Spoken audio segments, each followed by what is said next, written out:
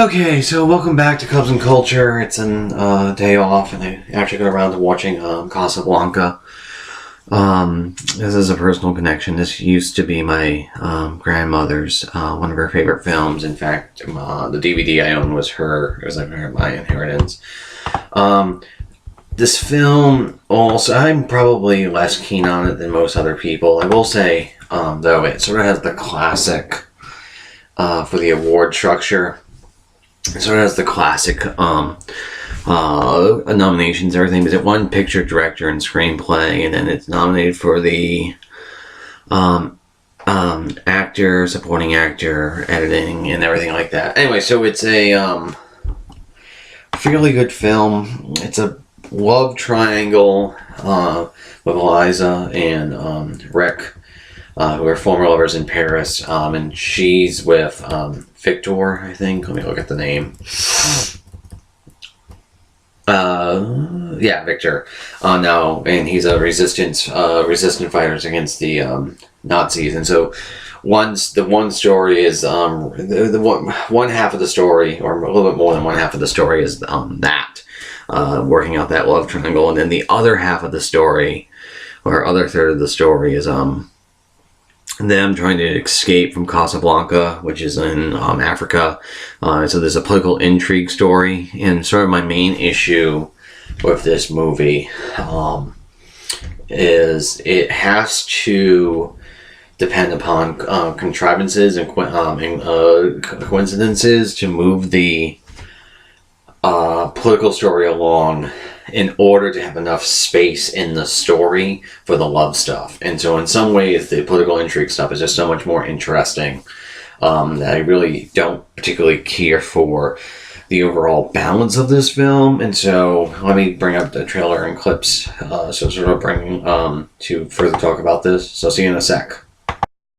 Okay, let me also say given that about the love story, I like the love story, or the love triangle with between Victor, Rick, and Elsa. I think it's well done, especially since Rick is sort of he's not really a cynic, but he's sort of cynicism, and Victor's idealism, and he's sort of self-interested survival, whereas Victor is sort of other interested resistance to fascism, which is all well and good, and this very much might be a victim of the film's time and influence. I just don't feel like it's just not as... Oh my god, I can't believe they put the climax in the trailer. Okay, anyway, it just the love story just doesn't feel as weighty to me or as interesting as the political intrigue stuff, because they're stuck in Morocco, and they have to get in from the French authorities, basically papers, get their papers in order. And the entire spy section of the movie is built on these things called letters of travel or transport, which didn't actually exist, and they're totally a MacGuffin, which is fine. But it could have been more Maltese Falcon, so that stuff I feel it's not underdeveloped, is not the right word for it. It's just because of the way in which the movie has to rely on two contrivances to move the spy story along, because they need time to develop the love story, and the love story doesn't feel as weighty to me. It's just sort of my taste run sort of opposite of how the screenplay was built. Okay. The acting in this movie is very, very good, and Cortez was another very technically polished filmmaker. He does a good job here in Casablanca. So I don't really have any complaint about how the film is constructed. It's just these two scenes. Okay, so these letters of transport, what happens is they are... Okay, so these things didn't actually exist, and they're basically like the Maltese Falcon and the MacGuffin. They're just... They're like a magic wand that solves the plot. And they're not really all that sort of interesting or accurate in and of itself, which is fine. MacGuffins work, which is why they're constantly being used in screenwriting. My problem with it is, here's the first coincidence. This guy... Peter Lorre, I mean, who gives a very great sleazy performance. He's only in the movie like for 5 minutes. He had 2 Germans, couriers, murdered to get these things so he could then turn around and sell them. Now he knows the French authorities are after him, so he's going to give them to Rick, who again is sort of the center of the love story. And these letters of transport will just solve the plot if and when you get that, if and when Victor and Elsa get them. Now my problem with this is it really doesn't make sense for this guy to...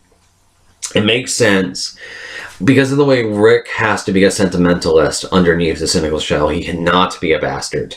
But this guy who has the letters of transports is a bastard. And he's amoral and everything, which is not Rick. And so there's really no reason for them to work together. And therefore there's no reason for him to give Rick the letters of transport. So they concoct this reason where this guy will actually end up saying, you're the only person in this town who despises me, and you seem absolutely honest, so I'm going to give them to you because you despise me, which doesn't really make sense. And so it's what's referred to as hanging a lantern. It's sort of pointing out the problem that they shouldn't trust each other, but here, trust me. The other sort of lantern that's really bad is right here. Because he just said, I don't know why I'm telling you. This character is also like Peter Lorre's, where he's amoral and self-interested, but he's going to tell them that, hey, Rick probably has the letters of transports, and there's no fucking reason for him to do that other than to move the plot along. So they have to hang a lantern. I don't know why I'm telling you this, but I think Rick, blah, blah, blah. And it bothers me because those are the 2 most critical moments in the film as far as the letters of transport are concerned, and they're both contrivances, and they both have a lantern hung onto them.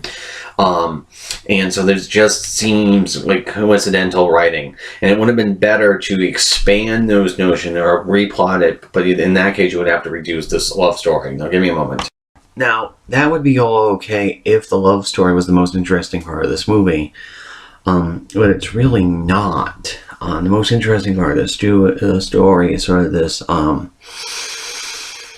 relationship between Renault, who is the French authority. He's also completely corrupt, but self-aware. He's amoral and corrupt, and everything like that. But he knows he's corrupt, and it makes no bones about it. He doesn't try to hide it. We're at the end, and then Rick acts like a cynic, but he's actually a softie underneath. And so the relationship is very, very interesting. And they make a bet about Victor actually being able to leave Casablanca and everything like that. And Claude Rains, who is the Renault here, gives an absolutely magnificent sort of performance, because this guy, he kind of acts a little bit like a Greek chorus as well, because he's constantly observing and making pithy observations, and everything like that, and he's always, but at the same time, he's also clearly always looking out for number one, and he makes no bones about it. And so while Renault plays a big part in both the plot and the amount of time he spends, I feel like that stuff is just so much more interesting because of, like, how would a French sort of authority who's amoral but still French, how would he feel about that? And then the other sort of thing, and this, I'm showing this scene because of Rick being sort of underneath his cynical shell. He's actually a big softie and sentimentalist, and this is the moment where that really becomes clear, because this young couple, Renault's trying to extort sex from her, basically. So instead of having her to have sex with, having to have sex with Renault to get their passports, Rick gets them enough money by basically rigging roulette in their favor, and that's all to the good. That really makes Rick seem like a good that his exterior is very gruff and cynical, where his interior is a big old softie, which is a neat irony to the character. And it's this sort of stuff which again, has much more to do with the political intrigue aspect of the film than the love triangle, which I think is very, very much more interesting. And so it just feels like the weight of the film is sort of in the wrong place. Now, the best scene, as far as I'm concerned, is coming up in a second. It's going to be dueling anthems. So again, this is during World War II, and they're in Casablanca is in French Morocco, so it's technically still free, but obviously with France occupied at this time, they're basically subjugated, and everything like that. So there's going to be German soldiers singing right here a German nationalistic song, and then everyone's going to start singing the French national anthem. And this scene is sort of the one that sticks out sort of the most because it's really authentic and moving, because all the Germans were Americans, just American actors, but all the other ones, this is something Cortez did that was very, very clever. Everyone who was singing the French anthem, they weren't necessarily French refugees, but they were refugees of the Nazi regime. And so there's a deep sort of authentic feeling to this scene. Of all the characters, like especially her, that woman was not an actress, she was a refugee, and so it's a very clever use of casting to get much better emotion than just casting just some random extras in the studio system. And it's one of the, like, this scene really sticks out with it. And then also just to reinforce my point about the captain being very, very self-aware, but also always trying to look out for number one, is the German power is going to tell him he's got to shut down Rick's here. And he's going to try to rebuff him.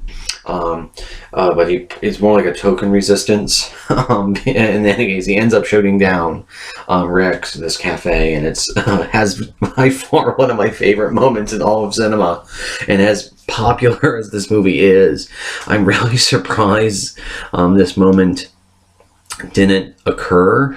It doesn't come up more often, because it's a really great moment of characterization, because he's going to shut down Rick's place because of gambling in the back.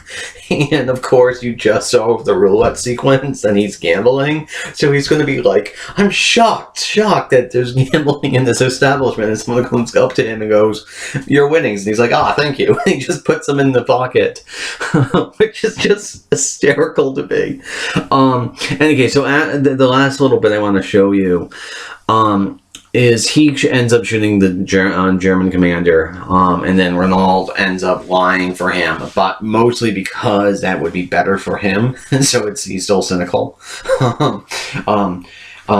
But there's just enough inkling that he might actually have a heart. In any case, they end up walking off into the fog, and Rick has that famous line, "I believe this is a start of a beautiful friendship." And the love triangle doesn't work in Rick's favor, because he's a patriot, so he lets the Nazi resistance guy go off with the woman he loves because it's better for the cause, which is fine. And they sort of walk into the fog, and again, that sort of worked. But the thing is, because the relationship is mostly on the love triangle, this movie's ending is sort of bittersweet, where I feel like if they focus on the political stuff, it would be sweet bitter, and so because of that, it feels like the emphasis is on the wrong thing in the writing because of that. Anyway, so that's gonna be it for Cubs and Culture. Have a good day.